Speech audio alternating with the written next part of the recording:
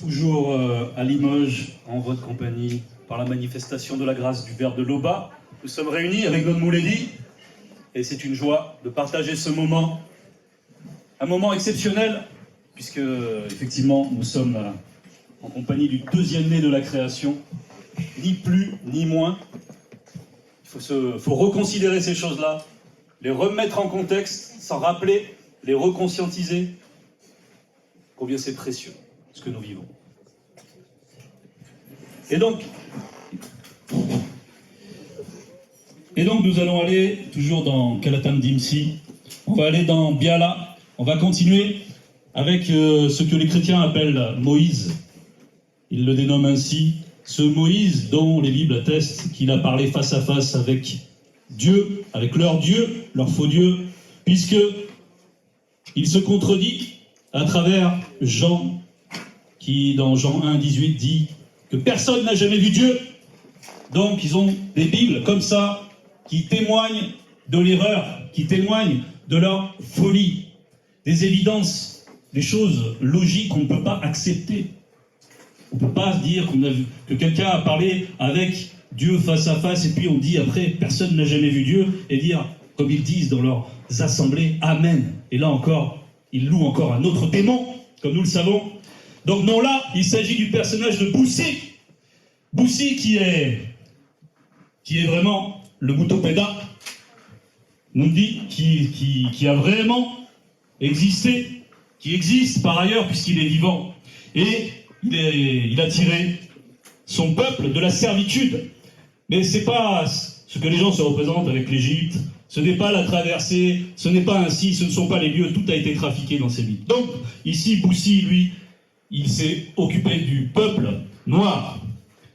Et nous allons voir donc dans Biala 14, le titre c'est « Les descendants du peuple initié noir reviendront au verbe de l'Aube ». Les descendants du peuple initié noir reviendront au verbe de l'Aube. Donc il y a le futur. Et quand si on parle de revenir, c'est bien sûr qu'il y a eu un déplacement. Il y a eu un déplacement. Et ce sont bien ici les descendants du peuple initié. Ceux qui écoutent Boussi, dans le verset 1. Tout ce que je vous ai décrit, promesse de bonheur et menace de malheur, s'accomplira. Donc on est dans la prophétie. Boussi, il a sorti son peuple, il a guidé son peuple, avec l'assistance bien sûr de Moutatedi. Il a guidé son peuple, il l'a sorti de la servitude du monde occulte, il les a délivrés de cela. Et maintenant, il les prémunit de ce qui va arriver dans l'avenir. Et ici, il nous dit que tout ce qui est lié à l'obéissance ou à la désobéissance, tout ça va s'accomplir. Il va y avoir un déplacement. Verset 2, lorsque Moutatedi aura retiré sa protection et que vous serez dispersés dans les habitations des Blancs et des sans-mêlés, parenthèse métis, virgule, vous méditerez sur ces événements, vous reviendrez au verbe de l'Aube et vous lui obéirez de nouveau. Bon, ici, on nous parle bien sûr de la diaspora des Noirs, de comment les Blancs et les sans-mêlés ont exploité un peuple qui avait perdu une richesse qui était à lui dès l'origine. Et pour bien en parler, on va prendre Jean Guisset, chapitre 1, verset 6.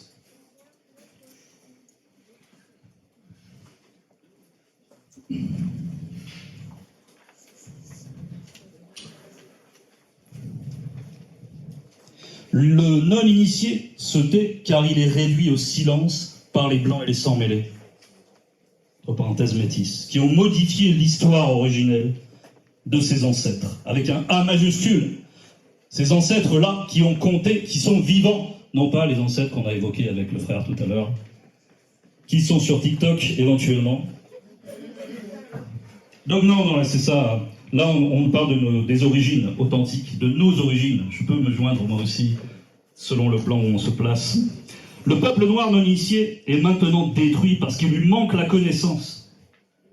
Il lui manque la connaissance. Et il est détruit par la même. Puisque tu as rejeté la connaissance, Moulibabeko qui s'est dit, t'as aussi rejeté. Tu es dépouillé de la source naturelle. Puisque tu as oublié la loi du verbe de l'Aube, Moutatedi ne guidera pas tes descendants pour une longue période. Et c'est cette longue période, c'est ce déplacement qu'on a vu dans le titre. Et c'est cette captivité-là, mais cette captivité-là, elle n'est pas seulement physique. On connaît la souffrance immense, on peut qu'à peine se la représenter, que cette sur le plan physique, sur le plan physique, cette captivité a induit. Mais c'est avant tout un asservissement spirituel, puisque c'est la perte de la connaissance. La connaissance de son héritage, la connaissance aussi de qui on est en tant qu'homme noir. C'est ça qui a été perdu. Donc, la connaissance de son origine, la connaissance de sa connexion avec le monde spirituel. C'est tout ça dont il a été dépouillé. Et c'est ce qui a permis cette servitude. Et ils l'ont fait de manière diverse et variée. Nous savons que derrière, il y a le monde occulte, il y a les démons religieux. On va vous apprendre du n'importe quoi. On va vous dire que Adam et Ève, c'est des blancs. On va vous dire que vous descendez du singe. On va vous inculquer toutes sortes de fausses croyances. Et de génération en génération, on en arrive à oublier même qui on est. Voilà. C'est cette richesse-là qui a été perdue. Mais au cœur de cette souffrance, ce qui est dit, on l'a vu après la virgule, vous méditerez sur ces événements. Donc cette souffrance, il faut identifier d'où elle vient. Donc, il y a un moment où on souffre tellement, on dit c'est pas possible. Comment on peut toujours être là que comment. Et il va y avoir une introspection. Il va y avoir une remise en question, parce qu'on a suivi des mœurs, des blancs et des sans-mêlés, parce qu'on a fait du n'importe quoi, parce qu'on a suivi nos propres désirs. On a imité des modèles qui sont pervertis. Et maintenant, nous en sommes là. Et donc, il y a eu la réflexion par rapport à tout ça. Et bien sûr, il faut que, dans ce retour sur soi, il faut qu'il y ait bien sûr la réponse du spirituel. Ça ne va pas être simplement par une prise de conscience que tout va changer, mais c'est parce que aussi le spirituel va être là pour redonner la connaissance. Et ce qui est prophétisé là, aussi, il a aussi sorti son peuple de l'ignorance. Mais ça s'est aussi reproduit avec Djoki Sabé, ça se reproduit encore aujourd'hui avec le deuxième né de la création. Et avec quelle puissance ? Verset 3, vous et vos descendants, vous conformerez ainsi de tout votre cœur, entre parenthèses la conscience du cœur, et de toute votre âme au commandement que je vous communique aujourd'hui. Donc c'est la reconnexion à la loi spirituelle, c'est-à-dire derrière lesquelles on a les vertus des entités, on a l'impartialité des entités, on a la justice véritable. Ce sont des lois qui sont pures, et elles nous sont données à nouveau à travers mon Lévi. Et avec cela, la grâce. Parce que bien sûr, il faut que nous soyons rééduqués en tant que non-initiés graciés ou en tant que graciés. Verset 4, ça commence par trouble. Trouble. Le ver de l'Oba changera votre sort, virgule. Le trouble vient du fait que Boussy est dans la vision qu'il voit, qu'il touche cette réalité de la souffrance du peuple noir lors de cette parenthèse. Bien sûr, il faut préciser qu'il y a des initiés qui ont toujours été mis à part. Ça n'a pas concerné tous les Noirs, mais une partie du peuple qui s'est égaré, qui a fait du n'importe quoi. Néanmoins, il y a ce trouble parce que c'était quelque chose de véritablement terrible. Moutatedi vous manifestera sa bonté et vous fera revenir spirituellement de tous les pays où Moudima Beko Kisedi vous aura laissé être dispersés. Donc ce retour-là, il est avant tout spirituel. On voit bien que c'est pas seulement géographique, c'est pas qu'on va tous réintégrer OAC, on va pas tous prendre le bateau, l'avion, et ça y est, on revient. Non, c'est un retour, c'est bien précisé, c'est d'abord spirituel. Revenir à la source, être reconnecté à la source naturelle qu'on a évoquée dans John Bissé. Même si vous êtes alors en exil, aux extrémités de la terre, le ver de l'Oba ira vous récupérer, et Moutatedi vous rassemblera pour vous ramener dans la bergerie de vos ancêtres, avec un A majuscule. Vous en reprendrez possession, et il vous sera accordé d'y être nombreux. Donc on voit que, quelle que soit la distance, quelles que soient les circonstances, la prophétie s'accomplit. Le ver de l'Oba agit. Le ver de l'Oba purifiera votre cœur, la conscience du cœur, entre parenthèses, et celui de vos descendants, pour que vous aimiez l'Oba de tout votre cœur, de toute votre âme et de tout votre esprit, afin que vous puissiez vivre. On insiste ici sur la purification du cœur, parce qu'on a beaucoup évoqué donc les rites à travers nos frères, les mauvaises pratiques, les mauvaises croyances, et tout ça, il faut que nous soyons décapés avec soin de toutes de tout ce qui nous rend tributaires des démons religieux.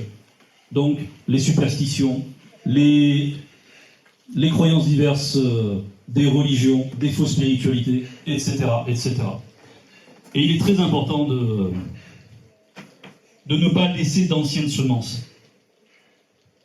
rejaillir, être réactivées, parce qu'on perd un proche, parce que... Voilà. Non, non. On pourrait être tenté de retourner à quelque chose lorsqu'on souffre. Mais ce n'est pas le bon réflexe. Lorsqu'on souffre, il faut au contraire réfléchir. Mais qu'est-ce qui m'est démontré ? Quelle est la manifestation de la volonté de l'Oba dans cette circonstance ?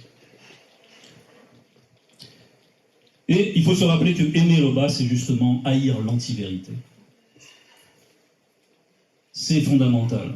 Donc c'est s'en préserver avec soin, comme une souillure à laquelle je ne veux pas me mêler.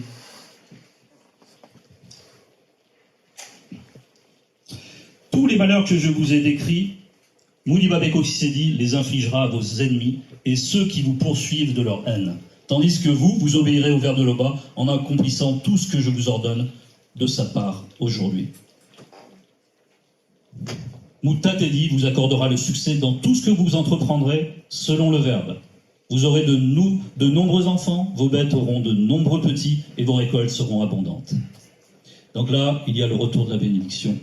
La malédiction se tourne contre ceux qui voudraient nous faire la guerre. Pourvu que nous restions dans la marche, pourvu que nous recherchions véritablement l'intégrité et même l'initiation, et même de devenir des initiés.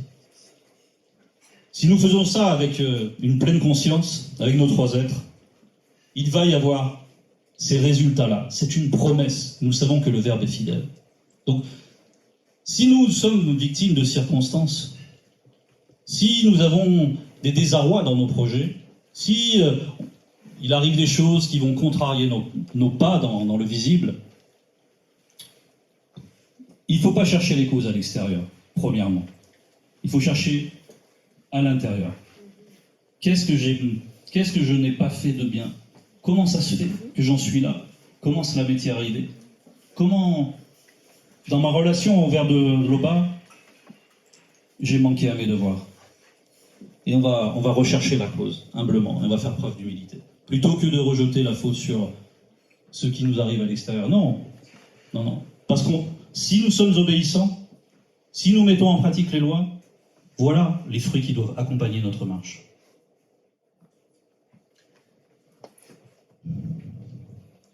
En effet, autant Moutatedi s'est plu à faire du bien à vos ancêtres, autant il se plaira à vous en faire davantage si vous obéissez au vers de l'Oba et mettez en pratique les commandements et les prescriptions contenues dans le présent rouleau de la loi.